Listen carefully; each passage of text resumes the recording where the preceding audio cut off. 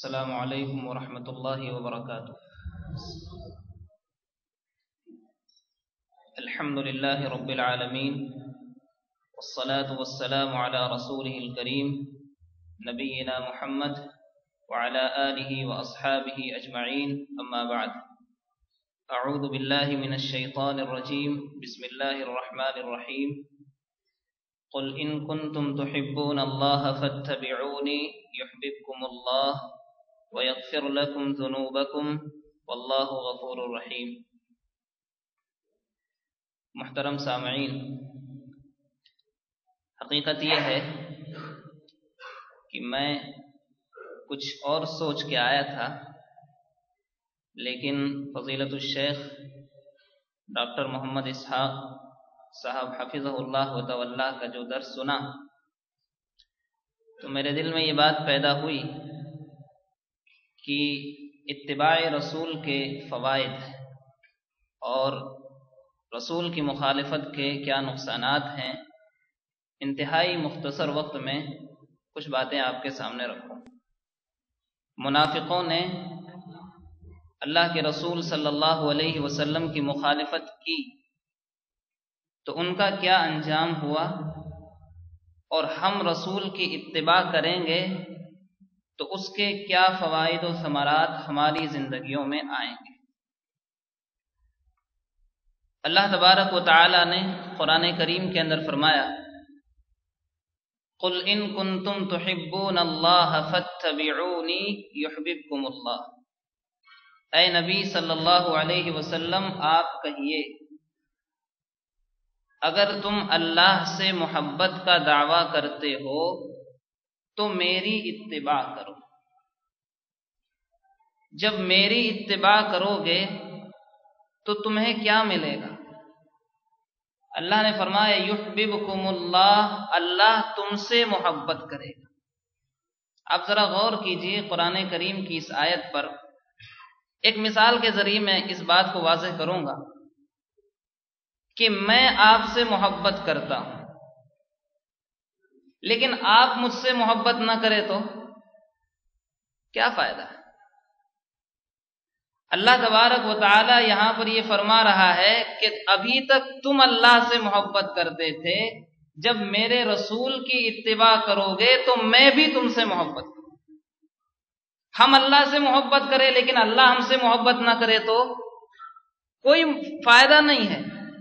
اسی لیے اللہ تبارک و تعالی نے پہلا فائدہ رسول اکرم صلی اللہ علیہ وسلم کی اتباع کا یہ بتلایا ہے کہ اگر تم اللہ سے محبت کا دعویٰ کرتے ہو تو میرے رسول کی اتباع کرو، فائدہ یہ ہوگا کہ اللہ بھی تم سے محبت کرے گا اور تمہارے گناہوں کو معاف کرے گا۔ یہ پہلا فائدہ۔ اتباع کا معنی کیا ہے؟ پیچھے پیچھے چلنا۔ رسول اکرم صلی اللہ علیہ وسلم جہاں گئے ہمیں وہیں جانا ہے، آپ نے جو کیا ہمیں وہی کرنا ہے۔ رسول اکرم صلی اللہ علیہ وسلم سے آگے ہمیں نہیں بڑھنا۔ دنیا کی ساری شخصیتیں اس لائق ہیں کہ انہیں پیچھے کیا جائے، اور اللہ کے رسول صلی اللہ علیہ وسلم کی شخصیت ہی ایک ایسی ذات گرامی ہے جس کو مقدم ہی رکھا جائے گا، کبھی اسے پیچھے نہیں کیا جائے گا۔ تو پہلا فائدہ کہ جب رسول اکرم صلی اللہ علیہ وسلم کی اتباع کریں گے تو اللہ ہم سے محبت کرے گا اور ہمارے گناہوں کو اللہ تبارک و تعالی معاف کر دے گا۔ میں زیادہ تفصیل میں نہیں جانا چاہتا ہوں اور آگے بڑھتے ہیں۔ اگر کوئی انسان یہ چاہتا ہے کہ وہ ہدایت کے راستے پر آ جائے، اس کا بھی ایک ہی علاج ہے کہ انسان رسول اکرم صلی اللہ علیہ وسلم کی اتباع کرے۔ دلیل کیا ہے؟ اللہ تبارک و تعالی نے قرآن کریم کے اندر فرمایا، قُلْ يَا أَيُّهَا النَّاسُ إِنِّي رَسُولُ اللَّهِ إِلَيْكُمْ جَمِيعًا، اے لوگوں میں تم سب کی طرف اللہ کا رسول بنا کے بھیجا گیا ہوں۔ اور اللہ تبارک و تعالی کی ذات کون سی ہے؟ الذی لہ ملک السماوات والارض، جو آسمان اور زمین کا مالک ہے، بادشاہ ہے۔ لا الہ الا هو یحیی و یمیت، جس کے سوا کوئی معبود نہیں، زندگی بھی وہی دیتا ہے، موت بھی وہی دیتا ہے۔ پھر اللہ نے فرمایا فآمنوا باللہ ورسولہ النبی، تم اللہ پر اور اس کے رسول پر ایمان لاؤ جو امی تھے، الذی یؤمن باللہ وکلماتہ، جو اللہ پر اور اس کے احکامات پر ایمان رکھتے ہیں۔ اور پھر اللہ نے کیا فرمایا؟ واتبعوہ، تم رسول کی اتباع کرو، لعلکم تہتدون، تاکہ تم ہدایت پر آ جاؤ۔ انسان رسول اکرم صلی اللہ علیہ وسلم کی اتباع کو چھوڑ کر کسی اور کو پکڑ کے اس کے ساتھ یہ چاہے کہ ہدایت کے راستے پر آ جائے، یہ ممکن نہیں ہے۔ واحد راستہ ہے کہ انسان اپنی زندگی کے ہر عمل کو چیک کرے، چاہے وہ نماز ہو، چاہے وہ عقیدہ ہو، چاہے زندگی کے دیگر معاملات ہو۔ انسان چیک کرے کہ اگر ہمارے معاملات میں رسول اکرم صلی اللہ علیہ وسلم کی اتباع شامل ہے تب تو ہم ہدایت پر ہیں، بصورت دیگر ہم ہدایت پر نہیں ہو سکتے۔ اور آگے بڑھتے ہیں، ہم اور آپ یہ چاہتے ہیں کہ اللہ تبارک و تعالیٰ کی مدد شامل حال رہے۔ کون انسان یہ نہیں چاہتا؟ ہر انسان یہ چاہتا ہے۔ اور آج تو انسان اس قدر مشکلات میں گھرا ہوا ہے کہ وہ انتظار کر رہا ہے کہ متى نصر اللہ، اللہ کی مدد کب آئے۔ کوئی بیماریوں میں، کوئی گھریلو جھگڑوں میں، اور کوئی عدالتوں کے چکر کاٹ رہا ہے، اور عالمی سطح پر مسلمان پریشان ہے۔ وہ حالات تو ہم دیکھ ہی رہے ہیں۔ ہم یہ چاہتے ہیں کہ اللہ تبارک و تعالیٰ کی مدد آئے، تو کیا کرنا ہے؟ کوئی کمیشن بنانے کی ضرورت نہیں ہے کہ کچھ لوگ بیٹھیں غور کریں کہ اس کا حل کیا نکل سکتا ہے۔ نہ، ہمیں کچھ نہیں کرنا ہے، ہمارے پاس پہلے سے ہی موجود ہے۔ کیا ہے وہ؟ اللہ تبارک و تعالیٰ نے فرمایا یا ایھا النبی حسبک اللہ ومن اتبعک من المؤمنین، اے مومنو، اے نبی صلی اللہ علیہ وسلم، یا ایھا النبی، اے نبی صلی اللہ علیہ وسلم، حسبک اللہ، اللہ آپ کے لیے کافی ہے، ومن اتبعک من المؤمنین، اور مومنوں میں سے ان لوگوں کے لیے جو آپ کی اتباع کریں۔ اب اگر ہم یہ چاہتے ہیں کہ اللہ تبارک و تعالی ہماری مدد کرے، ہم اگر یہ چاہیں کہ اللہ تبارک و تعالی کی نصرتیں اور اس کی رحمتیں نازل ہوں، ضروری ہے کہ ہم اپنی زندگی کے اعمال میں اتباع سنت کو شامل کریں، کچھ اور نہیں کرنا۔ اچھا، ہم اور آپ کامیاب ہونا چاہتے ہیں تو کیا کریں؟ ایک ہی علاج ہے۔ اللہ نے فرمایا فالذین آمنوا به وعزروه ونصروه واتبعوا النور الذي انزل معه اولئک هم المفلحون۔ شروع سے اس آیت کو پڑھ لیں۔ اللہ تبارک و تعالی نے قرآن کریم کی اس آیت کے اندر شروع میں اتباع رسول کا تذکرہ کیا کہ جو لوگ رسول کی اتباع کرتے ہیں اور جو لوگ ایمان لائیں، آپ کی حمایت کریں اور اس نور یعنی قرآن کریم کی اتباع کریں جو آپ کے ساتھ نازل کیا گیا، اللہ نے فرمایا فَأُولَئِكَ هُمُ الْمُفْلِحُونَ، یہی لوگ کامیاب ہیں۔ اچھا، اور آگے بڑھتے ہیں۔ صحیح بخاری اور صحیح مسلم کے حوالے سے ایک روایت آپ کے سامنے رکھتا ہوں۔ اگر انسان یہ چاہتا ہے کہ شیطان کے مکر و فریب سے اللہ تبارک و تعالی اس کی حفاظت کر لے تو کیا کرنا ہے؟ اللہ نے فرمایا ان الشیطان لکم عدو فاتخذوہ عدوا، شیطان تمہارا دشمن ہے، اس کو اپنا دشمن ہی سمجھو۔ وہ مختلف بھیس بدل بدل کے آئے گا لیکن وہ تمہارا دشمن ہے، دشمن ہی رہے گا، اس کو دشمن ہی سمجھنا۔ اللہ کے نبی علیہ الصلاۃ والسلام نے ارشاد فرمایا مثلی ومثل ما بعثنی اللہ به کمثل رجل اتی قومہ، میری مثال اور اللہ تبارک و تعالی نے جو کچھ مجھے دے کر بھیجا ہے اس کی مثال اس انسان کی طرح ہے جو اپنی قوم کے پاس آیا، آ کر کہنے لگا انی رأیت الجیش بعینی، کہ میں نے اپنی دونوں آنکھوں سے ایک لشکر کو دیکھا، فنجا، لہذا اپنے بچاؤ کا راستہ اختیار کر لیا۔ अनन नज़ीरुल उर्यान, मैं खुला डराने वाला हूं। अल्लाह के नबी अलैहिस्सलातु वस्सलाम ने फरमाया कि उसकी कौम के कुछ लोगों ने उसकी बात मान ली और रातों रात निकल गए और दुश्मन से बचे। कुछ लोगों ने इनकार कर दिया और नहीं मानी बात, अपनी जगह पर वो ठहरे रहे। सुबह होते ही वो लश्कर आया और उन्हें तबाह बर्बाद कर दिया।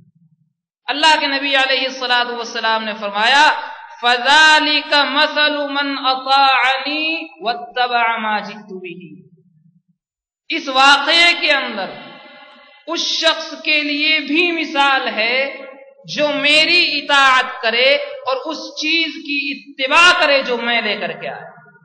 यानी जो इंसान मेरी इताअत करेगा, जो इंसान मेरी लाई हुई शरीयत की इत्तिबा करेगा, तो वो शैतान के शर से, शैतान के मकरो फरेब से उसी तरह महफूज रहेगा जिस तरह वो लोग महफूज रहे कि आदमी ने दुश्मन के आने की खबर दी, उसकी बात मान ली, चले गए, दुश्मन के शर से महफूज हो गए।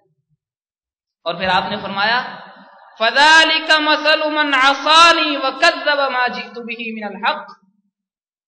और इस वाक़ये के अंदर उन लोगों के लिए भी मिसाल है जिन्होंने मेरी नाफरमानी की और उस चीज को झुटला दिया जो हक की सूरत में मैं लेकर के आया। लिहाजा जो मुझे झुटलाएगा शैतान के मकरो फरेब से वो महफूज नहीं रह सकता है। अच्छा, हम में से हर इंसान ये चाहता है कि जन्नत में जाए, तो क्या सूरत है? एक मशहूर रिवायत, अल्लाह तबारक व तआला ने फरमाया,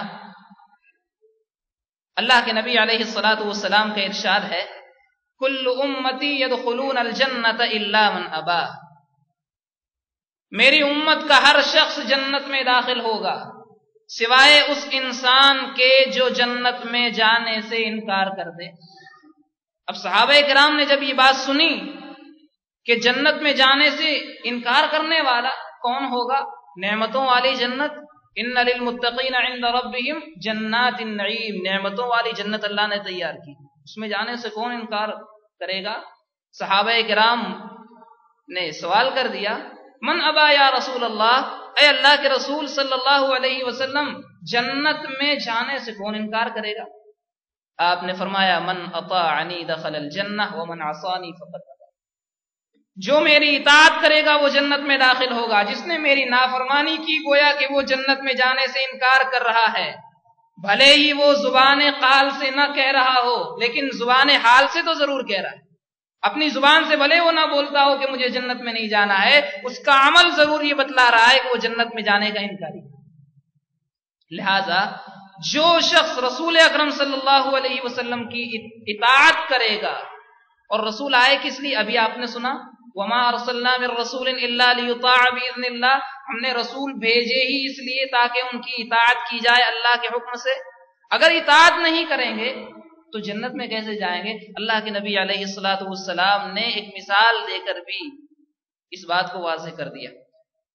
अल्लाह के नबी अलैहिस्सलातु वस्सलाम के पास फरिश्ते आए, उस वक्त आप सो रहे, तो फरिश्तों ने कहा कि आप सो रहे हैं। कुछ फरिश्तों ने कहा ना, इन्नल ऐना नाइमतुन वल क़ल्बु यक़ज़ान, कि आंख सो रही है, दिल जाग रहा है। तो कुछ फरिश्तों ने फिर कहा इन्ना लिसाहिबिकुम हाज़ा मसला, तुम्हारे इस साथी के लिए एक मिसाल है, लिहाजा इनकी मिसाल बयान करो। फिर फरिश्तों ने यही कहा कि आप सो रहे हैं। कुछ लोगों ने कहा कि ना, आंख सो रही है, दिल जाग रहा है। फिर मिसाल बयान की गई कि आपकी मिसाल उस शख्स की तरह है जिसने एक घर तामीर किया। घर तामीर करने के बाद घर के मालिक ने एक आदमी को बुलाने, घर के मालिक ने एक दस्तरखान तैयार किया और फिर एक आदमी को भेजा लोगों को बुलाने के लिए। अब जो शख्स उस बुलाने वाले की बात को मानेगा वो घर में भी दाखिल होगा, दस्तरखान से खाएगा भी। तो फरिश्तों ने कहा कि इसकी तावील करो, उसकी जरा वजाहत करो। तो फिर वही बात फरिश्तों ने कही कि आप सो रहे हैं। कुछ फरिश्तों ने कहा ना, आंख सो रही है, दिल जाग रहा है। फिर उसकी वजाहत की गई, कहा देखो घर से मुराद जन्नत है, والداعی محمد صلی اللہ علیہ وسلم، اور بلانے والے سے مراد محمد صلی اللہ علیہ وسلم ہے۔ لہذا جو شخص آپ کی بات کو مانے گا وہ جنت میں بھی داخل ہوگا، اور جو محمد صلی اللہ علیہ وسلم کی اطاعت کرے گا گویا کہ اس نے اللہ کی اطاعت کی، اور جس نے محمد صلی اللہ علیہ وسلم کی نافرمانی کی اس نے اللہ کی نافرمانی کی۔ اور یہی بات اللہ تبارک و تعالی نے قرآن کریم کے اندر بھی بیان فرمائی، من یطع الرسول فقد اطاع اللہ، جس نے رسول کی اطاعت کی اس نے اللہ کی اطاعت کی۔ تو یہ تو تھے فوائد۔ اب آئیے انتہائی اختصار کے ساتھ نقصانات کیا ہے۔ اللہ تبارک و تعالی نے قرآن کریم کے اندر فرمایا، وَمَن يُشَاقِقِ الرَّسُولَ مِن بَعْدِ مَا تَبَيَّنَ لَهُ الْهُدَى، ہدایت کے واضح ہو جانے کے بعد جو رسول کی مخالفت کرے گا، وَمَن يُشَاقِقِ الرَّسُولَ مِن بَعْدِ مَا تَبَيَّنَ لَهُ الْهُدَى وَيَتَّبِعْ غَيْرَ سَبِيلِ الْمُؤْمِنِينَ، اور مومنوں کے علاوہ کسی اور راستے کی اتباع کرے گا۔ وَيَتَّبِعْ غَيْرَ سَبِيلِ الْمُؤْمِنِينَ، دو باتیں، رسول کی مخالفت جو کرے گا اور مومنوں کے راستے کو چھوڑ کر کسی اور راستے پر چلے گا۔ اللہ نے فرمایا نُوَلِّهِ مَا تَوَلَّى، وہ جہاں جائے گا ہم اس کو وہاں جانے دیں گے۔ گمراہی کی طرف جائے جانے دیں گے، بدعت کی طرف جائے جانے دیں گے، یعنی ضلالت اور گمراہی کی طرف جائے گا اللہ پرواہ نہیں کرتا ہے، کیونکہ وہ رسول کی مخالفت کر رہا ہے۔ رسول کی اتباع جو کرے گا اسی انسان کے لیے فوائد و ثمرات دنیا میں بھی ہیں آخرت میں بھی۔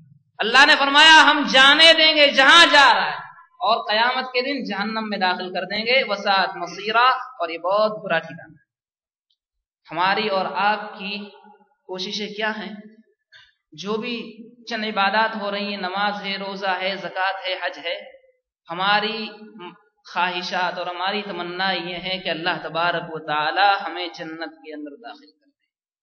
جب ہماری یہ خواہش ہے تو ہم اپنے اعمال کو چیک کریں کہ ہمارے عملوں کے اندر رسول کی مخالفت تو شامل نہیں ہے، اس لیے کہ رسول کی مخالفت اگر شامل ہوگی اللہ نے فرمایا وَنُصْلِهِ جہنم، ہم اسے جہنم کے اندر داخل کریں۔ اور آگے آتے ہیں، اللہ تبارک و تعالی نے فرمایا فَلْيَحْذَرِ الَّذِينَ يُخَالِفُونَ عَنْ أَمْرِهِ أَن تُصِيبَهُمْ فِتْنَةٌ أَوْ يُصِيبَهُمْ عَذَابٌ أَلِيمٌ۔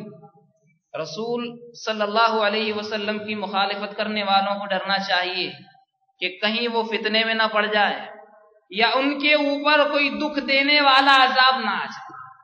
لہذا انسان فتنوں سے محفوظ رہنا چاہتا ہے، اور دکھ دینے والے، دکھ پہنچانے والے عذاب سے اگر اپنی حفاظت چاہتا ہے، اس کا واحد راستہ یہ ہے کہ وہ رسول کی مخالفت نہ کرے۔ رسول کی مخالفت کرے گا تو انسان جہنم میں جائے گا، رسول کی مخالفت کرے گا انسان کے اوپر فتنے اور انسان کے اوپر دکھ پہنچانے والے عذابات آ سکتے ہیں۔ میں سمجھتا ہوں رسول کی مخالفت میں یہ دو آیتیں کافی ہیں۔ اللہ تبارک و تعالیٰ سے دعا ہے رب العالمین جو کچھ ہم نے سنا ہم سب کو اس پر عمل کرنے کی توفیق عطا فرمائے۔ رب العالمین ہمیں رسول کی اتباع کرتے ہوئے زندگی گزارنے کی توفیق عطا فرمائے۔ رب العالمین رسول کی مخالفت میں ہم سے کچھ کام ہوئے ہیں اللہ تو انہیں معاف کر دے۔ رب العالمین جو بیمار ہیں انہیں شفا عطا فرما۔ رب العالمین جو مسلمان جہاں پریشان ہیں ان کی پریشانیوں کو دور فرما۔ رب العالمین جو مسلمان قرض کے بوجھ میں دبے ہوئے ہیں اللہ تو ان کے بوجھ کو ہلکا کر دے۔ اقول قولی ھذا واستغفر اللہ لی ولکم ولسائر المؤمنین